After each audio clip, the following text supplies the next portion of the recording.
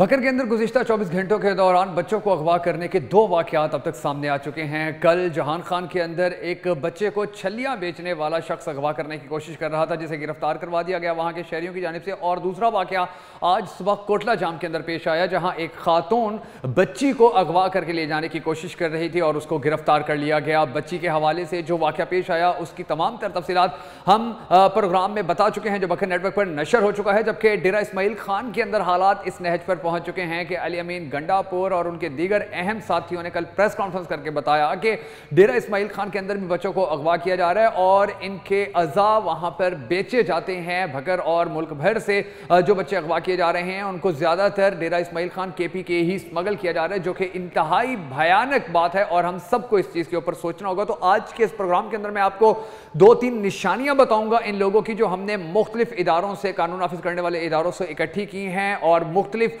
तरीका वारदात इनके बताऊंगा कि किस तरह ये लोग वारदातें कर रहे हैं। सबसे पहले मैं आपको ये बताता हूं कि जो जहान खान के अंदर वाकया पेश आया वो छलियां बेचने वाला एक शख्स था, जो बच्चे को अगवा करने की कोशिश कर रहा था। और ये वाकया इस चीज को साबित करने के लिए काफी है कि पहले लोग यही सोच रहे थे कि जो मांगने वाली फकीरनियां लोगों के घरों में जाती हैं सिर्फ वो ही बच्चों को अगवा कर रही हैं, मगर अब ये चीज भी हम सबको याद रखनी होगी कि सिर्फ वो अगवा नहीं कर रही हैं, बल्कि ये जो छलियां बेचने वाले लोग होते हैं या वो पुरइसरार लोग जो सब्जियां बेचने के लिए मोटरसाइकिल रिक्शे के ऊपर आते होते हैं, उनका बड़ा हमें खास ख्याल रखना होगा, क्योंकि वो भी इन वारदातों के अंदर मुलविस हैं। अब इसके बाद जो दूसरी जो तरीका वारदात है वो बड़ा जबरदस्त, यानी कि आप चेक करें कि ये लोग किस तरह लोगों को ना सिर्फ उनके बच्चे अगवा कर रहे हैं बल्कि उनको लूट भी रहे हैं। वो इस तरह से कि डेरा इस्माइल खान के एक नवाही इलाके के अंदर भी एक वाकया पेश आया कि एक खातून बड़ी थकी हुई, बड़ी सिसकती हुई एक घर के अंदर दाखिल हुई और उसने कहा कि मुझे पानी पिलाओ। उसको पानी पिलाया गया, उसको वहां पर उसने कहा मुझे खाना खिलाओ, उसको खाना खिलाया गया। मतलब वो उसकी हालत ही ऐसी थी, बड़ी घबराई हुई, बड़ी परेशान सी। और फिर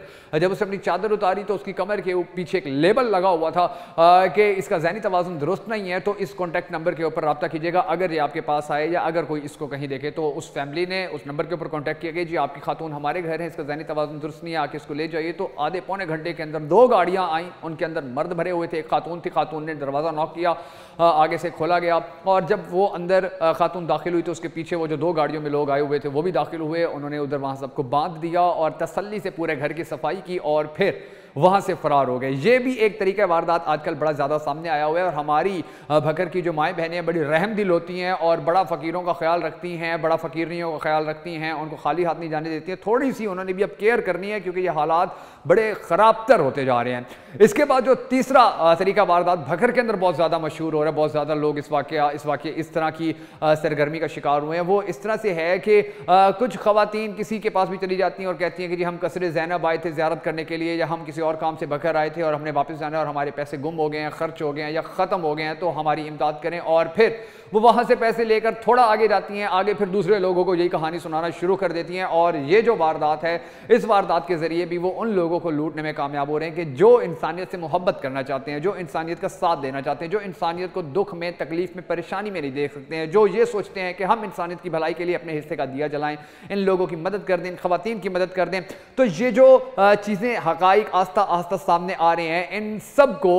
हमने बड़े तवज्जो से देखना है, हमने बड़े तवज्जो से इनके ऊपर सोचना है। वो फकीरनियाँ जो हमारे घरों में दरवाजे खटखटा के हमसे भीख मांगने आती हैं, आटा मांगने आती हैं, उनको अंदर कभी आप लोगों ने इंटर नहीं होने देना है। बाहर से ही उनको जो भीख है या जो खैरात वगैरह है वो दे देनी है। और सबसे अहम बात कि आपने अपने 10 साल से कम उम्र के बच्चों का खास ख्याल रखना है। उन्हें बगैर ज़रूरत के घर से बाहर ना निकलने दें। वो चीज़ लेने जाते हैं या वो दुकान पर जाने की ख्वाहिश करते हैं तो कोशिश करें कि कोई उनके साथ जाए जो उनको वहाँ से चीज़ लेकर दे और फिर बाहिफाजत उनको वापस ले आए, क्योंकि आजकल हालात बहुत ज़्यादा ख़राब होते चले जा रहे हैं, वाक़यात बहुत ज़्यादा बढ़ते चले जा रहे हैं। कानून नाफिज करने वाले इदारे काम कर रहे हैं, मगर बतौर ज़िम्मेदार शहरी हम सबको भी अपने अपने हिस्से का दिया जलाना होगा, अपने अपने हिस्से की जिम्मेदारी पूरी करनी होगी। और जब तक हम अपनी जिम्मेदारियां पूरी नहीं करेंगे तो याद रखिएगा कि फिर कानून नाफिज करने वाले इदारे भी कुछ नहीं कर सकते हैं, क्योंकि उनके भी रिसोर्सेज बड़े लिमिटेड होते हैं। और अगर हम उनके साथ मिलकर चलेंगे तो यकीनी तौर पर हम अपने बच्चों की हिफाजत कर पाएंगे, अपने उम्र भर की उस कमाई की हिफाजत कर पाएंगे कि जो कमाई फकीरनियां अपने साथियों के साथ उड़ाकर ले जाती हैं।